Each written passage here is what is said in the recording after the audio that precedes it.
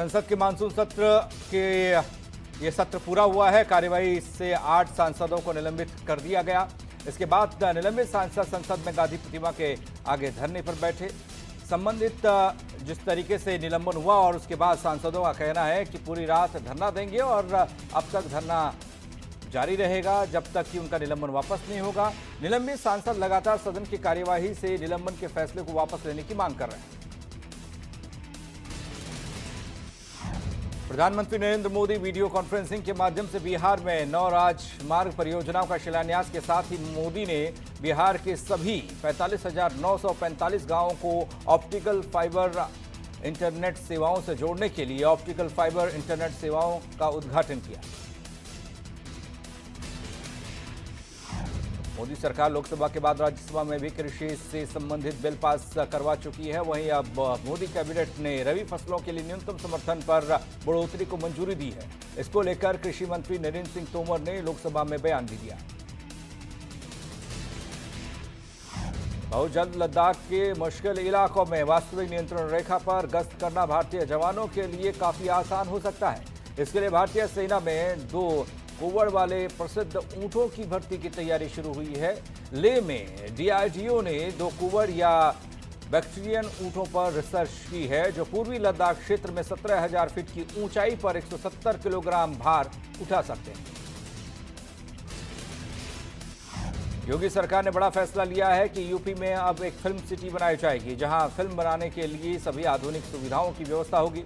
इसके लिए यूपी सरकार की ओर से सौंदर्य रजनीकांत को बुलाया गया है और फिल्म सिटी बनाने के लिए सुझाव मांगे गए हैं। यूपी सरकार के अधिकारी अवनीश अवस्थी ने इस मामले पर सौंदर्य रजनीकांत को चिट्ठी लिखी है और चिट्ठी में कहा गया है कि यूपी सरकार फिल्म सिटी बना रही है। ऐसे में आपके द्वारा अगर सुझाव मिलेंगे तो वो फायदेमंद साबित होंगे।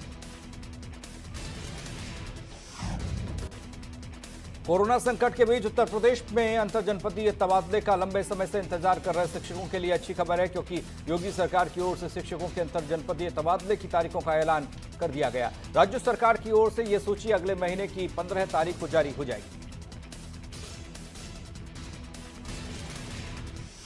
उत्तराखंड में कोरोना मरीजों की संख्या में बढ़ोतरी हुई है। 24 घंटे में कोरोना के 814 नए केस सामने आए हैं। वहीं राज्य में कोरोना मरीजों की कुल संख्या 41,777 हुई है। कोरोना से 501 लोगों की मौत हो चुकी है। कोरोना के 29,000 मरीज ठीक होकर घर लौटे।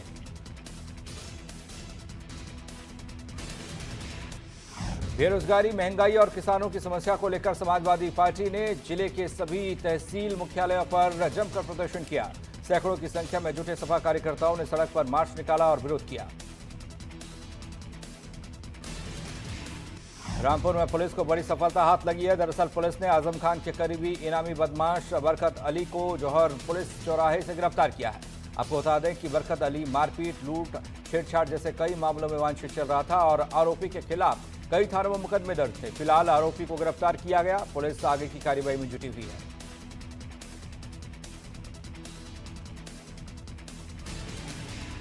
अपराधियों के खिलाफ लगातार ताबड़तोड़ कार्रवाई की जा रही है। इसी क्रम में बदायूं पुलिस ने लूट का खुलासा करते हुए 2 बदमाशों को गिरफ्तार किया और साथ ही लूट का सामान भी बरामद किया है।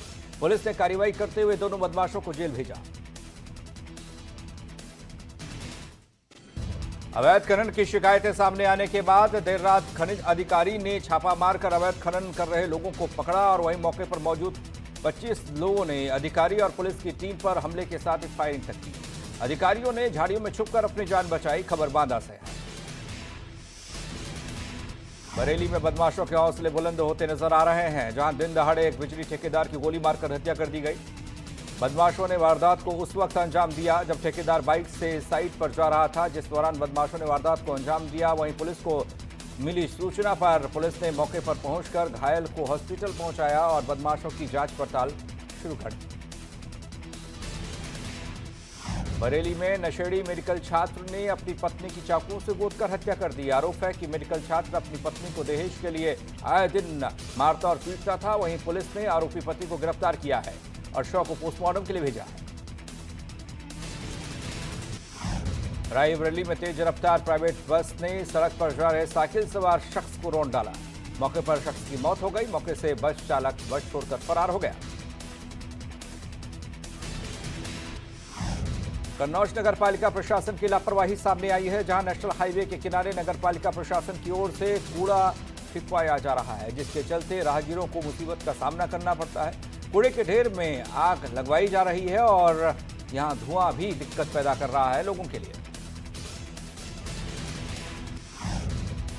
संभल जिले में एक प्रेमी जोड़े की गुहार के बाद पुलिस ने दोनों के परिजनों को मनाकर शादी पक्की करवा दी। मामला गुन्नौर कोतवाली इलाके का है, जहां दोनों प्रेमी प्रेमिका काफी समय से एक दूसरे से प्यार करते थे, लेकिन दोनों के परिवार वाले आड़े आ रहे थे। पुलिस से मदद की गुहार लगाई गई, जिसके बाद पुलिस ने दोनों के परिजनों को बुलाया और शादी पक्की करवा दी।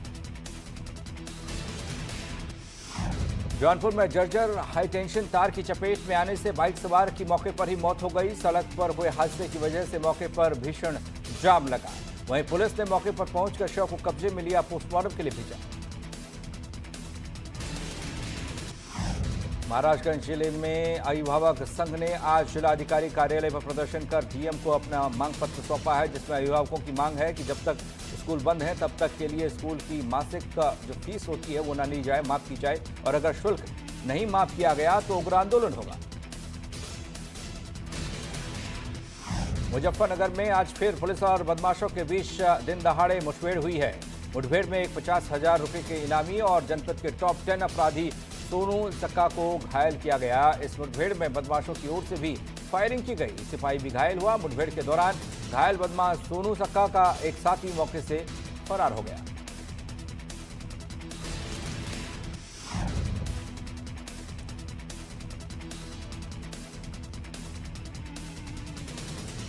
मुरादाबाद के अम्बेडकर पार्क में भारतीय किसान यूनियन की ओर से विरोध प्रदर्शन किया गया है और अपनी मांगों को लेकर आवाज उठाई गई।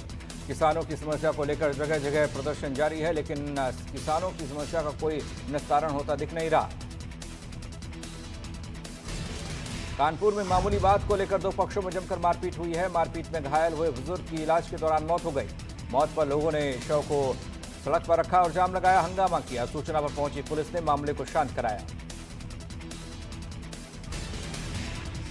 3 मोबाइल फोन और 19 आधार कार्ड समेत कई अन्य सामान बरामद किए हैं। फिलहाल पुलिस आरोपियों से पूछताछ पर जुटी है। नोएडा से सनसनीखेज मामला सामने आया है, जहां एक प्रेमी ने अपनी प्रेमिका की गोली मारकर हत्या कर दी। वहीं मौके पर प्रेमी ने खुद को भी गोली मारी और आत्महत्या की। वारदात में प्रेमी और प्रेमिका की मौके पर ही मौत हो गई। वारदात के बाद इलाके में सनसनी फैली। मौके पर पहुंची पुलिस ने दोनों शवों को कब्जे में लिया और मामले की तहकीकात शुरू कर दी। वाराणसी में यूपी एसटीएम की टीम को बड़ी सफलता मिली है। दरअसल एसटीएफ मुखबिर की सूचना पर छापेमारी कर करोड़ों रुपए के गांजे के साथ 2 तस्करों को दबोच पाई है। वहीं बरामद गांजे की कुल कीमत करीब 2 करोड़ रुपए बताई जा रही है। कानपुर में मकान बनाने के विवाद में मौके पर पहुंचे दारोगा पर महिला ने अभद्रता का आरोप लगाते हुए चौकी के बाहर जमकर हंगामा काटा और दारोगा को जमकर खरी खोटी सुनाई। भाजपुर में समाजवादी पार्टी के कार्यकर्ता यूथ ब्रिगेड के प्रदेश अध्यक्ष अरविंद यादव के नेतृत्व में तहसील कार्यालय में इकट्ठा हुए और कार्यकर्ताओं ने 4 सूत्री मांगों को लेकर राज्यपाल को संबोधित ज्ञापन तहसीलदार प्रेम सिंह चौहान को सौंपा। बीजेपी सरकार के खिलाफ जमकर नारेबाजी की।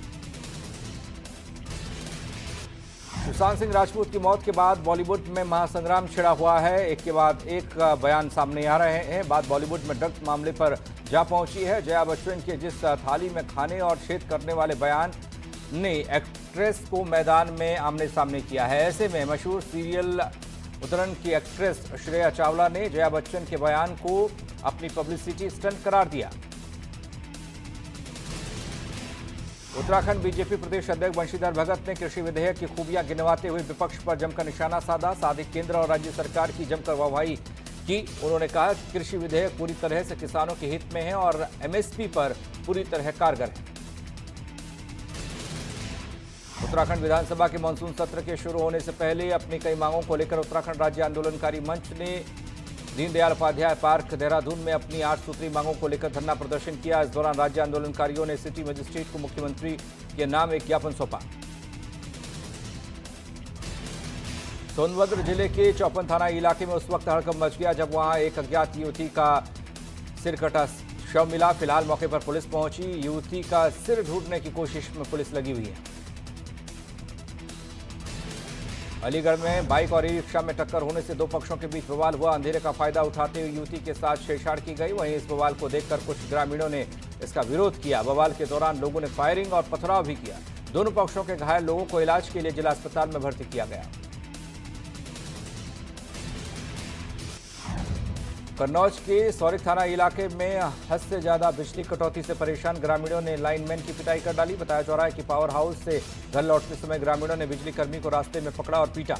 मामले में पीड़ित बिजली कर्मी ने पुलिस में शिकायत दर्ज कराई। कानपुर के नवस्था इलाके में पुलिस के सामने दबंगों ने महिला की पिटाई की। खास बात यह रही कि पुलिस पिटाई का वीडियो बनाती रही। बताया जा रहा है कि मास्क नहीं पहनने की शिकायत पर दबंगों ने महिला की पिटाई की। महुआ के शहर कोतवाली में सराफा दुकान पर दो चोरों ने 7 लाख की ज्वेलरी पार्क कर डाली। चोरों की ये वारदात सीसीटीवी में कैद हो गई। पुलिस सीसीटीवी फुटेज के आधार पर आरोपियों की तलाश कर रही है और दोनों चोर दुकान पर ग्राहक बनकर पहुंचे थे। संभल में बाइक सवार बदमाशों ने नरौरा से वापस लौट रहे युवक को गोली मारी। गोली लगने से युवक की हालत गंभीर हो गई। घायल युवक को सरकारी अस्पताल में भर्ती कराया गया। सूचना मिलने पर मौके पर पुलिस पहुंची। अलीगढ़ में प्रधानी की पुरानी रंजिश के चलते युवक की हत्या कर दी गई। हत्यारों ने पहले युवक को फोन करके बुलाया और फिर उसके साथ मारपीट की। उसे घायल अवस्था में खेत किनारे फेंक दिया गया। परिजनों ने घायल युवक को अस्पताल में भर्ती कराया, जहां इलाज के दौरान उसने दम तोड़ दिया। फिरोजाबाद में आगरा लखनऊ एक्सप्रेसवे पर बड़ा हादसा हुआ। राजस्थान से बिहार जा रही बस की टक्कर ट्रक से हुई। हादसे में आधा दर्जन यात्री घायल हो गए और 3 की हालत गंभीर बनी हुई है। स्थानीय लोगों की मदद से घायलों को संयुक्त अस्पताल रेफर किया गया।